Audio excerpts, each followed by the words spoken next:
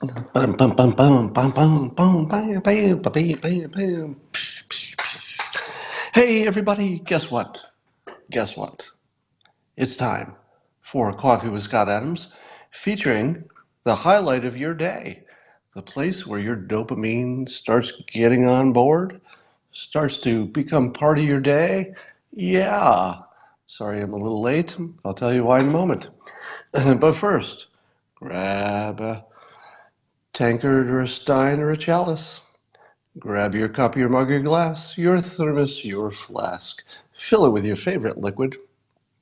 I like the coffee. That's what I like. And join me now for the unparalleled pleasure of the simultaneous sip. Ah, delightful. Well, I was just sending out a humorous tweet, which made me be a little late here. I couldn't quite get the wording right, but I was watching a video of it looks like Jerry Nadler walking in for his hearings with Hope Hicks. You have to see this tweet because the contrast. Ali Alexander just pointed this out. It's the funniest contrast. So normally I don't like to talk about people's appearances because it's sort of the lowest end of humor is talking about people's appearances.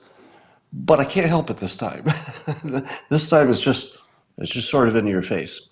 So find the video. You could look at the one I tweeted, but you'll see others in which Hope Hicks is walking down the hallway to the hearing, apparently with Nadler and crew, followed by Nadler.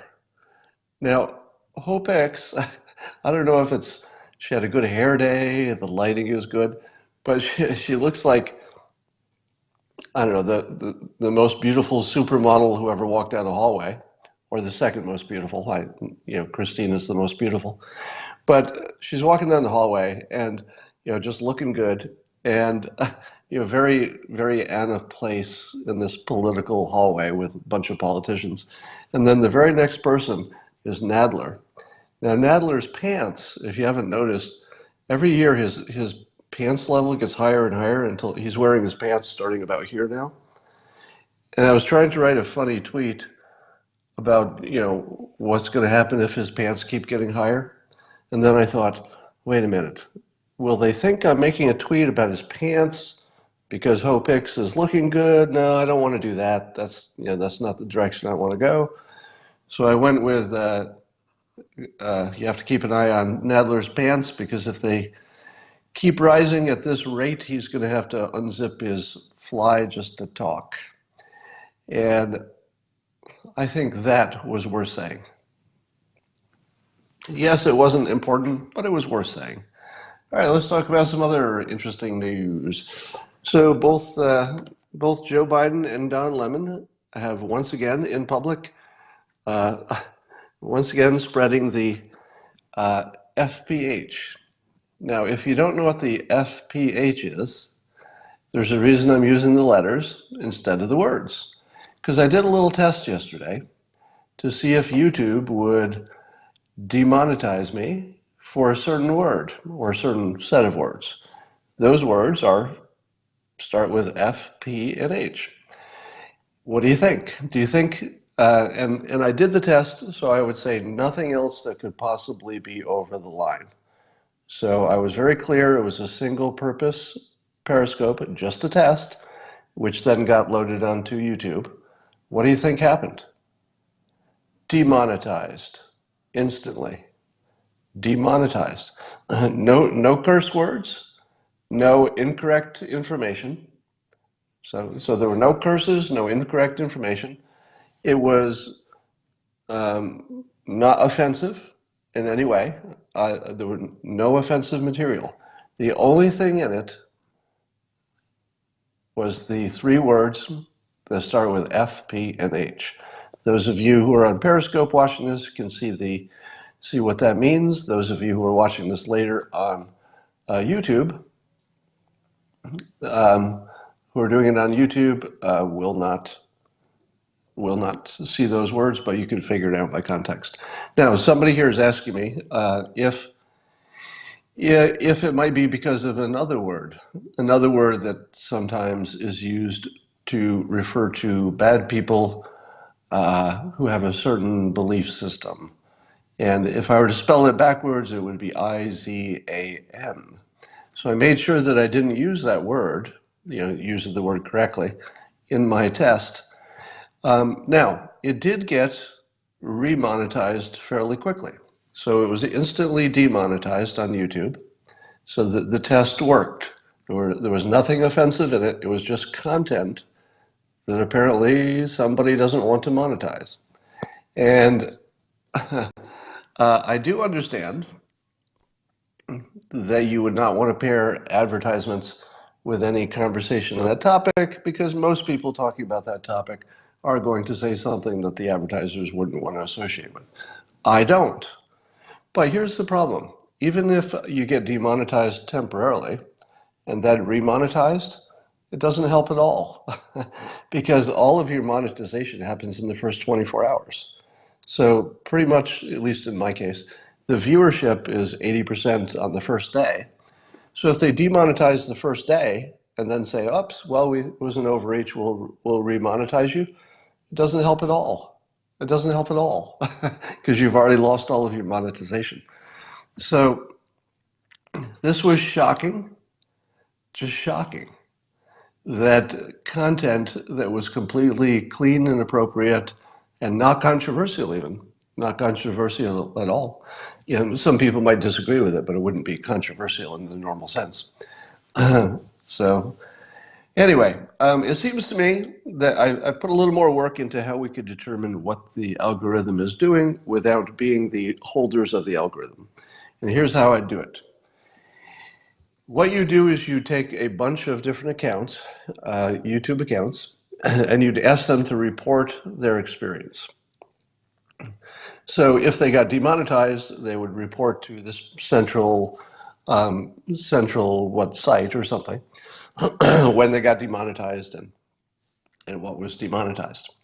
Then that central site can do the same thing that I assume YouTube does, which is do a speech to text and then look for text that may have been the problem text. Now, in the case of YouTube, they're looking for text that they've already banned or they want to throttle, and then it does its thing, presumably. I'm presuming that's how it happens. I might be wrong. So if you wanted to find out what keywords they were looking for without them telling you, because they won't, you could have a number of accounts that volunteer to tell you when they get demonetized.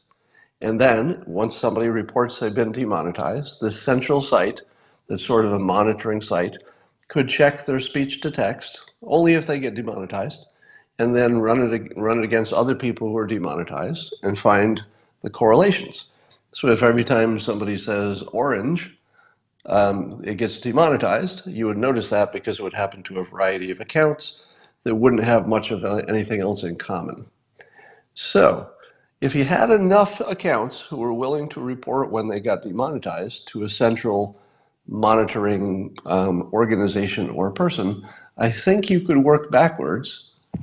To figure out what the keywords were and why you got banned. And that would have been very helpful in this situation. All right. Um, sorry. Uh,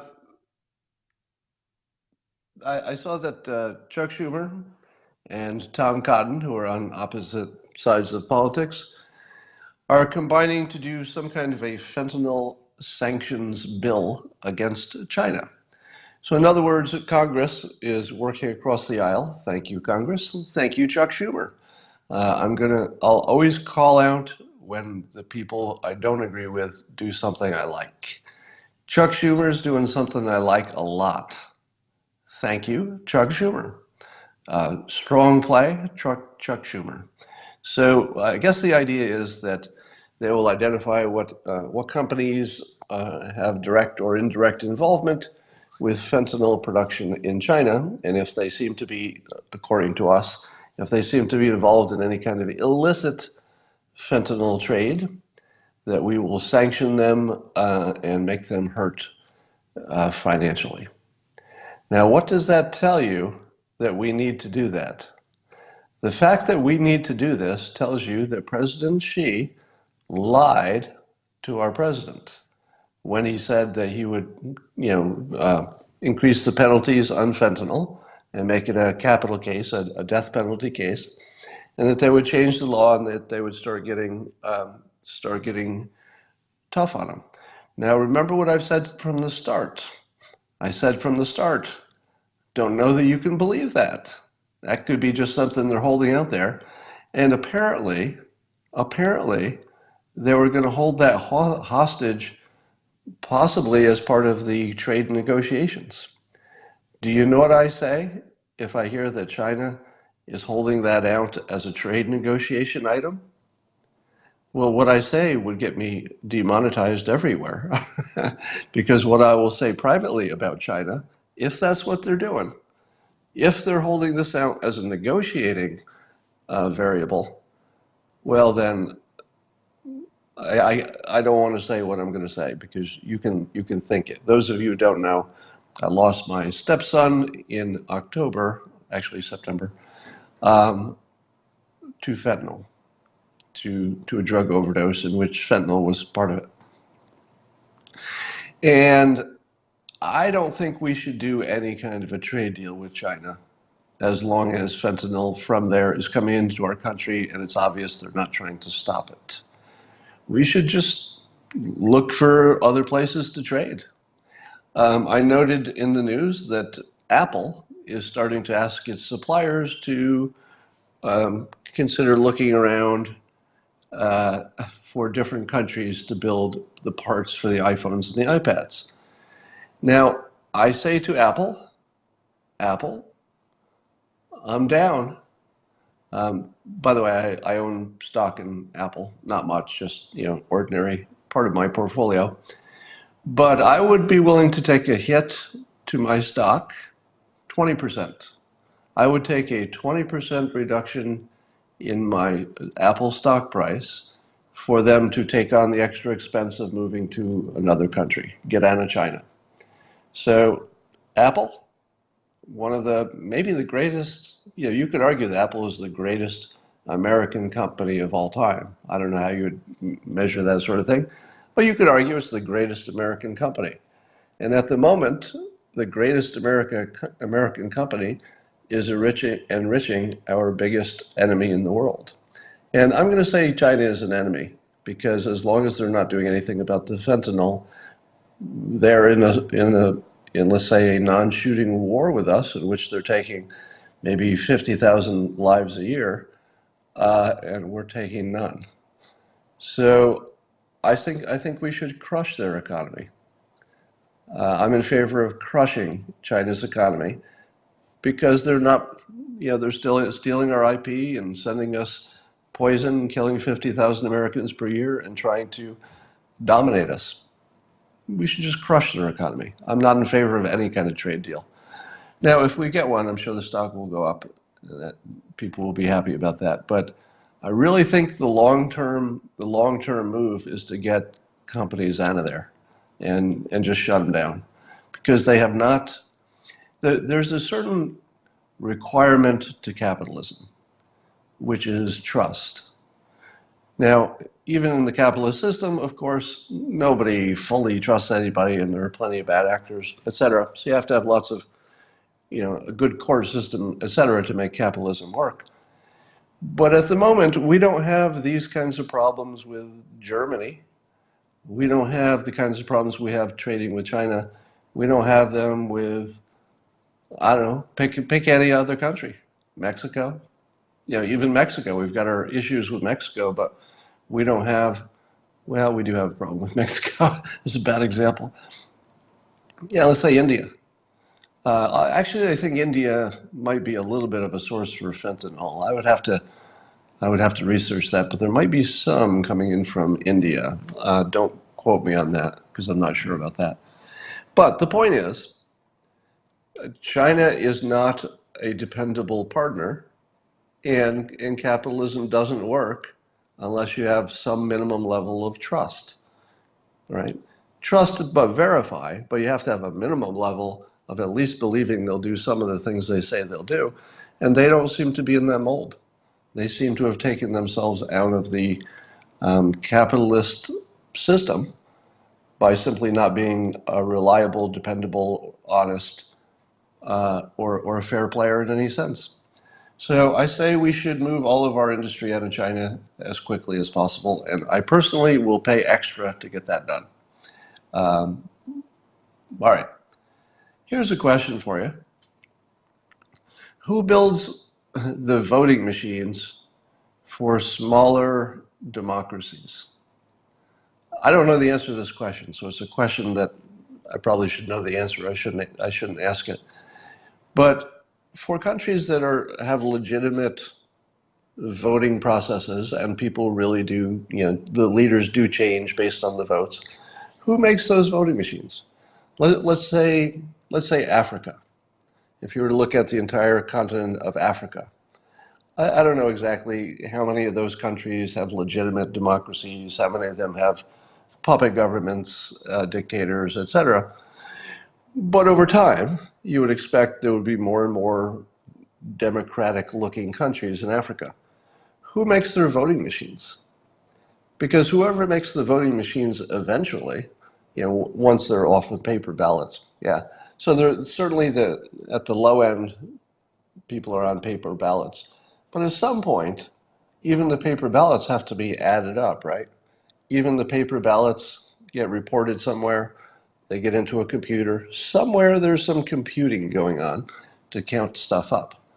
It seems to me that whatever country is in charge of the voting technology, whether it's the voting machines or it's where they sum up the totals of the voting machines, that country would essentially be, at the mercy of whoever makes the machines, I would think.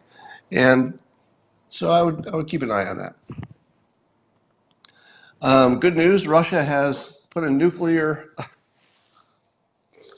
I shouldn't stop in the middle of that sentence. Russia put a nuclear power plant on a boat. So they figured out how to make a small enough nuclear power plant that they can put it on a boat and take it to a remote part of Russia, pull into the bay, hook it up with wires, and provide power to remote places where it would be too hard, apparently, to go build a plant. It would just be too hard. So they put it on a boat and take the boat there. Now think about that. Yeah, I know you're worried that the Russians don't have the same safety standards that that we would like. I got a question for you. What happens when radiation gets in the ocean? I always wondered if you had a big nuclear event in the ocean, like let's say when we did our underwater nuclear tests and stuff, where does all that radiation go? If you fill the ocean with radiation, doesn't it just sort of spread out forever? I mean, does it stay in one place? I don't understand the risks. I don't know the risks of a nuclear event in the ocean. Is that big or small? I can't tell. All right. Those are the big stories of the day. I got a little late start today because my fire alarm went off, or at least the low battery alarm went off. So I'm going to look on CNN's homepage and see what I missed. Magician's body found after failed river escape stunt. Well, here's my advice to anybody who wants to copy Houdini. That's really not the kind of job that has a long life expectancy. I do not recommend that any of you get into the magician Houdini sort of thing. Oh, I forgot to talk about the president. Duh. So how many of you watched the president's announcement speech last night? I watched it while I was floating in the pool. Yes, I have a pool. And I'm floating there and I had my phone just playing the speech. And I listened to it for, I don't know, half an hour, 45 minutes or something. And here's the thing. I never got bored. I can't remember the last time I watched some other politician speak for half an hour and I didn't get bored? Think about that. When was the last time that happened? I liked when Bill Clinton spoke. So back in the Bill Clinton days, he could keep me entertained for a long time. I liked him as a public speaker. Obama's a good public speaker, but not that interesting over the long haul. He's a little dry. He's great at his job. Obama's an amazing politician, but he's a little dry on his speeches. Reagan was great. If any of you were old enough to be around during Reagan's time, Reagan was great. He could hold a crowd, but man, nobody can hold a crowd like Trump. It, I don't know if we'll ever have a president who can do what he does. The size of his crowds are partly a reflection of his popularity in a political sense, but partly a reflection of he's putting on the best show in the country right now. You know, if he sold tickets to his show, people would buy them. You know, he doesn't sell tickets, but people would buy those tickets. um, anyway, so my favorite part, and I will note that he just keeps getting better and better at that. So his ability to hold a crowd and really have them in the palm of his hand is just getting better and better. And he did a little A/B testing on his upcoming slogan. So I hope you caught that part because it was brilliant. It was simple and something that you might have said, well, I would have done too, but you didn't, and he did. And so he said to the crowd, I'll paraphrase, but he said basically, there's a big question about what slogan we should have. And he talked about how Make America Great Again was possibly the greatest slogan of all time, which I agree. I would say he has a strong claim, a very strong claim, to say that that was the best branding, best slogan ever created for a political event. I think he could say that with that feels like a supportable statement. But after he says, but it's the greatest one, how can we move from this greatest thing? Can we really come up with a better slogan than that? So he sets it up perfectly because he's signaling to the crowd, indirectly but still clearly, he's telling the crowd, without telling them, he's telling them it's time to move on. But he told them it's time to move on by paying complete respect to the old one. So he didn't stomp on it. He said it was just the greatest thing ever. Sorry. But then he said, what about, comparing it to Keep America Great? And so then he did a sort of a vote from the crowd where they would cheer. And now he's set them up. So he hasn't told the crowd, he hasn't told the crowd what he prefers in direct language, but he's very much told them he prefers the new one. All right. So he hasn't said it, but he has indicated it. And then he does the what do you like? And they cheer for Make America Great Again. And then he says, Keep America Great. And the crowd goes nuts. Of course, exactly like he primed them to do.